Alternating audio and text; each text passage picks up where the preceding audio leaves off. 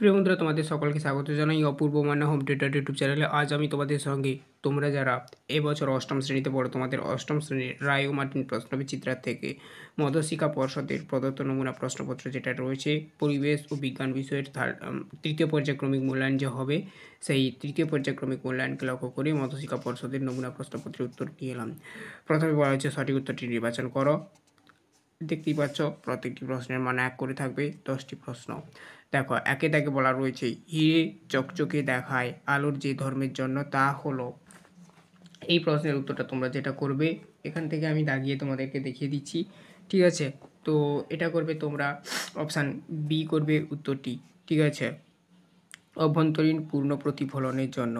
তারপরে দেখো, যে হরমোন আমাদের শরীরে বিভিন্ন পেশি ও হাড়গুলির দৈর্ঘ্য বাড়ায় সেটি হলো, উত্তর করবে অপশান এ, অর্থাৎ সোমাটোট্রপিক হরমোন। তারপরে দেখো অপশান এ করবে। তারপরে দেখো 3 থাকে 2311 এনে পরমাণু নিউট্রনের সংখ্যা হলো, উত্তর করবে অপশান ডি করবে 12টি।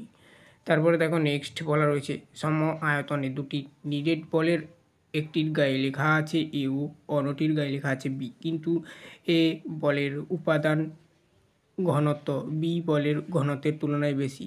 দুটি বলকেই জলে সম্পূর্ণ ডোবানো হলো, তাহলে কোন উক্তিটি সঠিক? উত্তর করবে যেটা 3 দাগের অপশান ডি করবে উত্তরটি। এ ও বি এর উপর কোনো প্রকার প্লাবতা বল কাজ করে না। তাহলে দেখো 4 দাগে পর 5 দাগে কোন কথাটি ভুল? উত্তর করবে যেটা অপশান সি, অর্থাৎ জলে সালফার ডাইঅক্সাইড গ্যাস পাঠানো পরে সেই জল নীল লিটমাসের রং লাল করে, তাই সালফার ডাইঅক্সাইডকে ক্ষারীয়ধর্মী বলা যায়। তারপরে প্রশ্ন দেখো, তারপরে প্রশ্ন 6 দাগের প্রশ্ন কি বলা রয়েছে, যে অঙ্গাণুর সক্রিয়তা বৃদ্ধি পেলে ক্যান্সার হওয়ার সম্ভাবনা বেশি সেটি হলো, উত্তর করবে যেটা, ঠিক আছে? 6 দাগের প্রশ্নের অপশান সি করবে উত্তরটি, লাইসোজোম অঙ্গাণুর। তারপরে দেখো নেক্সট বলা রয়েছে আমেরিকার মরু অঞ্চলে রেড ইন্ডিয়ানরা পাথরে তৈরি যে বাড়িতে থাকে তার নাম, উত্তর করবে যেটা অপশান বি করবে উত্তরটি, পুয়েবলা। অপশান বি করবে উত্তরটি। 7 দাগের পর 8 দাগে কারকিউমিন যৌগটি পাওয়া যায় যে মশলায়, সেটি হলো, অপশান বি করবে উত্তরটি, হলুদে। 9 দাগে মৃত উদ্ভিদ বা প্রাণীর দেহে নাইট্রোজেনযুক্ত যৌগ ভেঙে অ্যামোনিয়া তৈরি হয় এবং সেই অ্যামোনিয়াকে যথাক্রমে নাইট্রাইট ও নাইট্রেটে রূপান্তরিত করে যে ব্যাকটেরিয়া, সেটি হলো, উত্তর করবে যেটা বি, নাইট্রোমোনাস। তারপরে দেখো 10 দাগে প্রদত্ত কোনটি গ্রিনহাউস গ্যাস নয়? অপশান ডি করবে উত্তরটি, O2 অক্সিজেন। সংক্ষিপ্ত উত্তর দাও। বলা রয়েছে প্রত্যেকটি প্রশ্নের মান 1, 10টি প্রশ্ন 10 নাম্বার। অভ্যন্তরীণ পূর্ণ প্রতিফলন ঘটনা না হলে আমরা কি দেখতে পেতাম না? এই প্রশ্নের উত্তরটা দেখো স্ক্রিনে উঠছে, মরীচিকা দেখতে পেতাম না। তারপর দেখো 2 প্রশ্ন, নখ ও চুলের প্রান্তদেশের কোষগুলি বরাবর বিভাজিত হয়ে নখ আর চুলের বৃদ্ধি ঘটায়। এই কোষগুলিতে কোন অঙ্গাণুটি খুব সক্রিয় থাকে? সেন্ট্রোজোম এটাকে লিখবে, সক্রিয় থাকে। একটি পদার্থের কঠিন, তরল ও গ্যাসীয় 3টি অবস্থার মধ্যে কোনটি আণবিক শৃঙ্খলা সবচেয়ে বেশি? উত্তর হবে যেটা প্রোটিন। কোনটিতে অণুদের মধ্যে গড় দূরত্ব সর্বাধিক? উত্তরটা হবে গ্যাসীয়। তারপর দেখো 4 পুকুরের জলে একটি গাছের প্রতিবিম্ব তৈরি হচ্ছে, প্রতিবিম্বটি সমশীর্ষ কি অবিশীর্ষ? তো অবশীর্ষ হবে উত্তরটি, আমি দাগিয়ে দিয়েছি, দেখে নাও। 5 দাগে এমন একটি অণুজীবের নাম লেখো যে কম অক্সিজেন ঘনত্বেও বেঁচে থাকতে পারে। উত্তরটা যেটা করবে ইস্ট। দেখো স্ক্রিনে উঠছে, স্ত্রী দেহে ত্বকের নিচে ফ্যাট জাতীয় পদার্থের সঞ্চার ঘটিয়ে শরীরের বদল আনলে কোন হরমোন বদল আনে আর কি? 6 দাগের উত্তর হবে ইস্ট্রোজেন। দেখো স্ক্রিনে উঠছে। 7 দাগে বিকল্প শক্তি দুটি উৎসের নাম লেখো, বায়ু শক্তি ও ও সৌরশক্তি। 7 দাগের উত্তর হবে 8 দাগে তারা মাছ চলাফেরা করে কিসের সাহায্যে? 8 দাগের উত্তর করবে টিউবোফিটোরিয়ার সাহায্যে। স্পেলিংটা তোমরা দেখে নেবে। গোলমরিচ তীক্ষ্ণ স্বাদের জন্য তাইকে। 9 দাগের প্রশ্নের উত্তর হবে পিপেরাইন। পিপেরাইন হবে উত্তরটি, গোলমরিচে থাকে। 10 দাগে হাইড্রোজেনের দুটি গুরুত্বপূর্ণ শিল্পের ব্যবহার উল্লেখ লেখো। এই প্রশ্নের উত্তরটা লিখবে যেটা প্রথম 1 নাম্বার লিখবে হাইড্রোজেন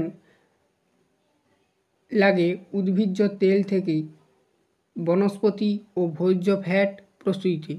আর একটি লিখবে অ্যামোনিয়া উৎপাদনে। এই ছিল হাইড্রোজেনের ব্যবহার, দুটো লিখতে বলেছে। এরপর আমরা 3 দাগে যাচ্ছি। একটি বা দুটি বাক্যে উত্তর দাও। বলা রয়েছে কচুরিপানার দুটি ব্যবহার উল্লেখ করো। এই প্রশ্নের উত্তরটা দেখো আমি নোটপ্যাডে উল্লেখ করেছি। আমি ওখানে দাগ নাম্বার দিয়েছি আর উত্তরটা দেখাচ্ছি। আর আমি এখানে প্রশ্নগুলো পড়ে শুনিয়ে দেবো, তোমরা তোমাদের বইগুলো লক্ষ্য করো। তো দেখো এখানে আমরা এলাম। এই প্রশ্নটার উত্তর দেখো আমি এরকমই দাগ নাম্বার দিয়ে রেখেছি আর উত্তরটা লিখেছি প্রত্যেকটি প্রশ্নের ক্ষেত্রে। কচুরিপানার দুটি ব্যবহার লিখতে বলেছে, তো তোমরা এভাবে লিখবে কচুরিপানার দুটি ব্যবহার হলো, লিখে 1 নাম্বার লিখবে যা লেখা রয়েছে, 2 নাম্বার লিখবে। তোমরা এখানে আমি তোমাদের পড়ে পড়ে শোনাচ্ছি না, জাস্ট উত্তরটা দেখে দিয়েছি, তোমরা দেখে দেখে লিখে নাও, ঠিক আছে?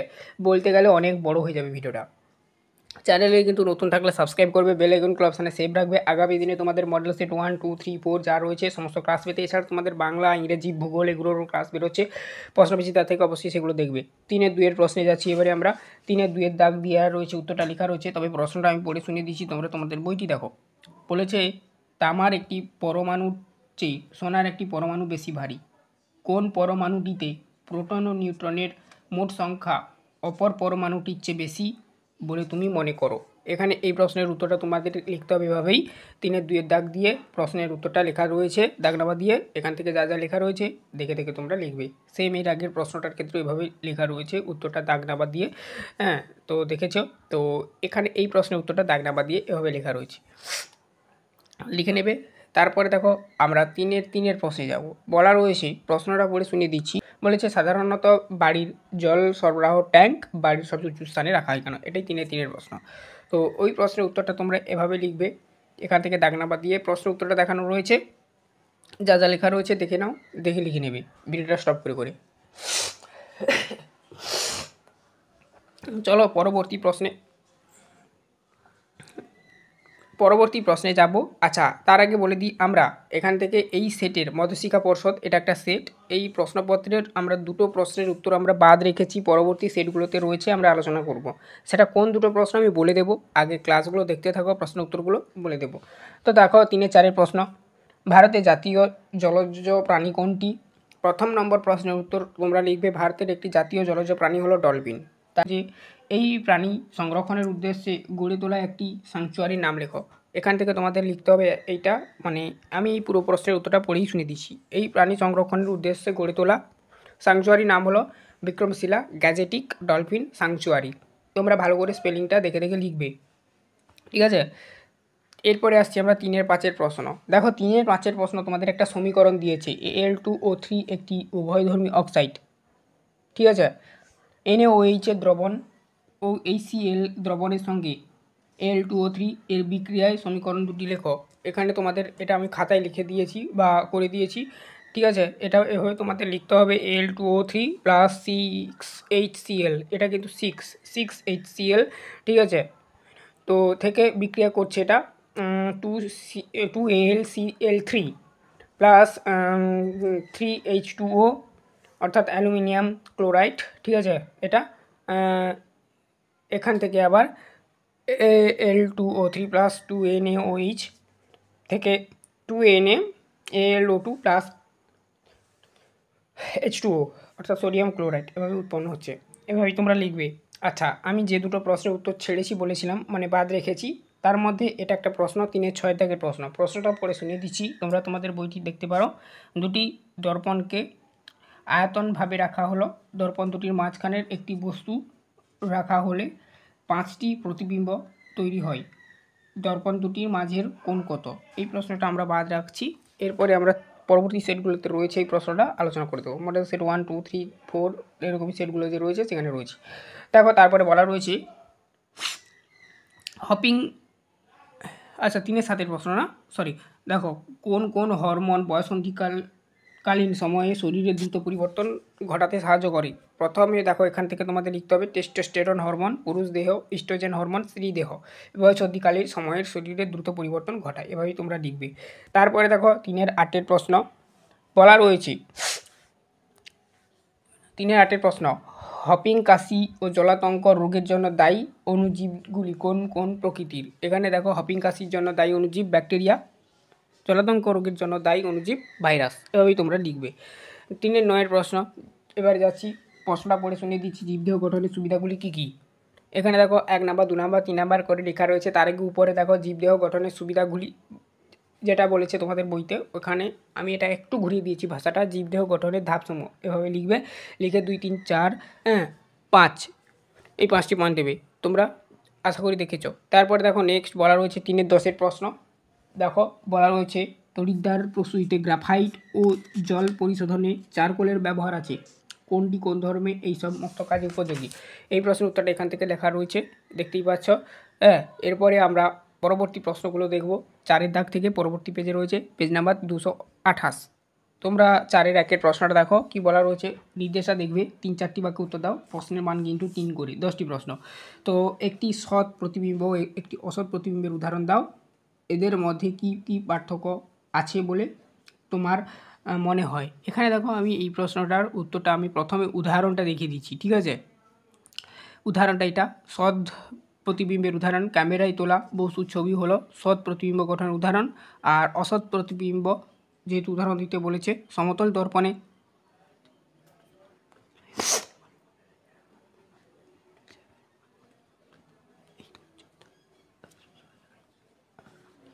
অসৎ প্রতিবিম্ব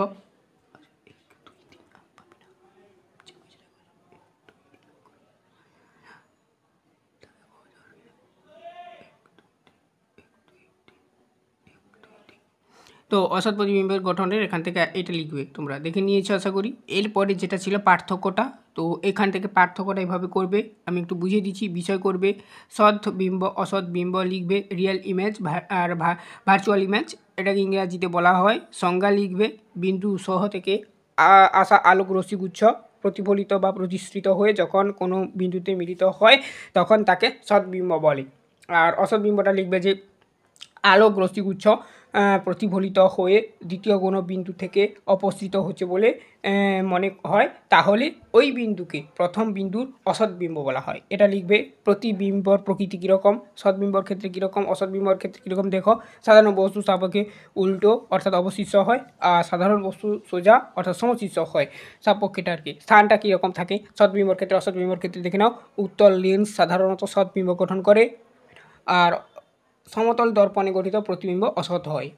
আর উদাহরণ তো আমি বলে দিয়েছিলাম, উদাহরণ ফার্স্টেই ছিল। তারপরে আমরা 4-এর 2-এর প্রশ্নে যাচ্ছি। প্রশ্ন ছিল যে পিরামিডিয়াল ইউটিকল কি, উদ্ভিদের গহ্বর অর্থাৎ ভ্যাকুয়াল এর ভূমিকা উল্লেখ করো। এখান থেকে দেখো পিরামিডিয়াল ইউটিকল দিয়ে একটা পয়েন্ট করার মতন হয়েছে, ঠিক আছে, এভাবেই তোমরা করবে। তারপরে এখান থেকে ব্যাখ্যাটা দেওয়া রয়েছে, লিখে রেখে লিখে নাও।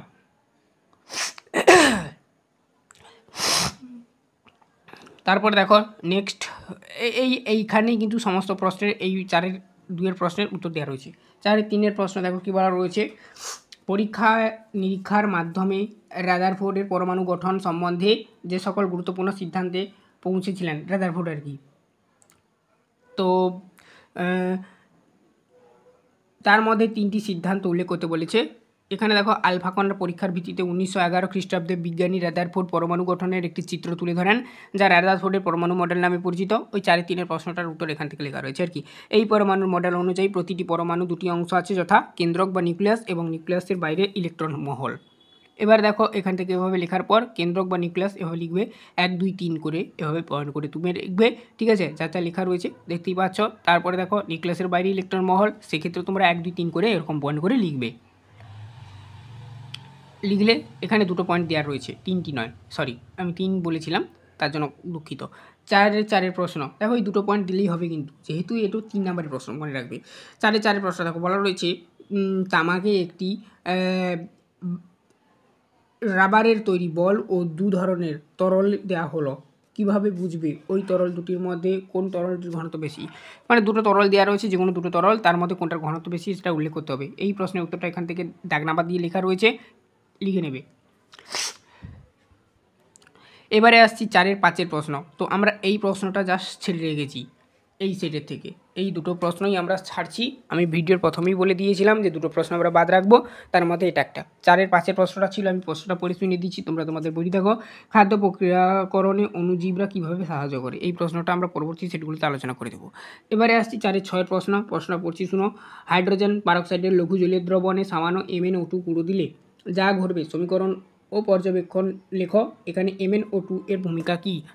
তো দেখো, এখান থেকে H2O2 এর বিয়োজনে দ্রুত অক্সিজেন নির্গত করতে ম্যাঙ্গানিজ ডাইঅক্সাইড, তাহলে MnO2 এর পুরো নাম কি?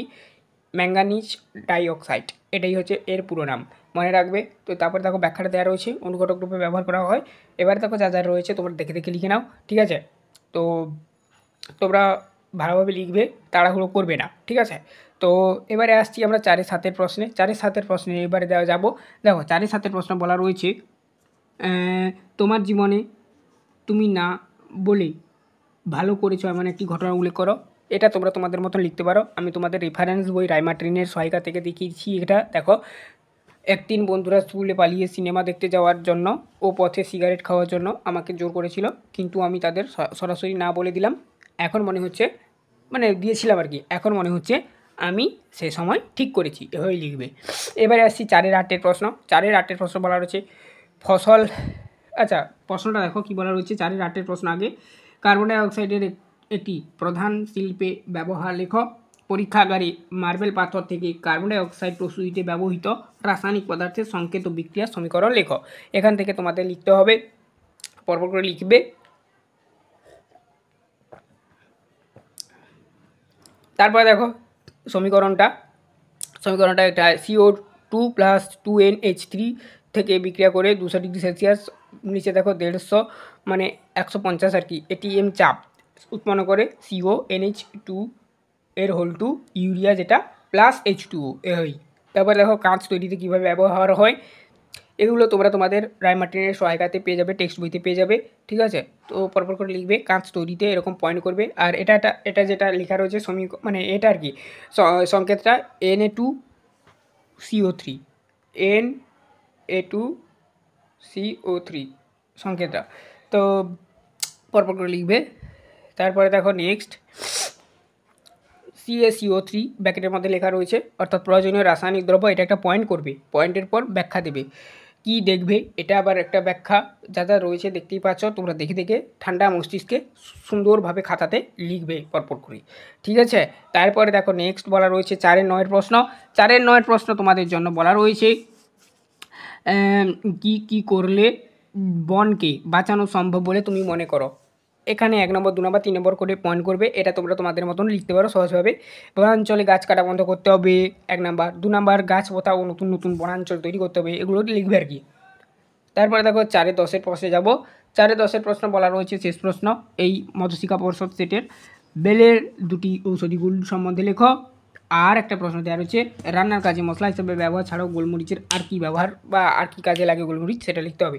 তো এই জন্য বলা রয়েছে তোমাদের টেক্সট বইতে প্রশ্ন হিসাবে মানে গোলমরিচ আর কি কাজে লাগে। এখান থেকে 4-এর 10-এর প্রশ্ন দেখো, বেলের ঔষধি গুণ 1 2 3 করে লিখবে, 4 এরকমই লিখবে। হ্যাঁ, কী কী কাজে বেল উপকার হয় 5। তারপরে দেখো লিখলে, তারপরে দেখো নেক্সট বলা রয়েছে গোলমরিচের ব্যবহার, যেহেতু বলেছে রান্নার কাজ ছাড়া, তো লিখবে রান্নার কাজ ছাড়া আর যে যে কাজে গোলমরিচ ব্যবহৃত হয় সেগুলি হলো 1 2 3 এরকম লিখবে। হ্যাঁ, দাঁত ও মাড়ির সমস্যা দূর করতে, কাশি, বদহজম ও পেটের সমস্যা দূর করতে, মাংস অন্যান্য দ্রুত পচনশীল খাবার সংরক্ষণ ব্যবহার হয় গোলমরিচটা। তো এই ছিল আজকের এই সেটের সমস্ত প্রশ্ন এবং তার উত্তর। মাত্র দুটো প্রশ্ন আমরা বাদ রাখলাম, পরবর্তী সেটগুলোতে ওগুলো আলোচনা করে দেবো। এরপরের দিন আমরা মডেল সেট 1 নিয়ে আসবো। তোমাদের একটাই প্লেলিস্ট করে দিয়েছি, প্লেলিস্টের মধ্যে তোমরা তোমাদের সমস্ত সাবজেক্টের ক্লাস পেয়ে যাবে। রাইমার্টিন প্রশ্নবিচিত্রার প্লেলিস্টের লিঙ্ক এই ভিডিও ডেসক্রিপশনে দেওয়া রয়েছে।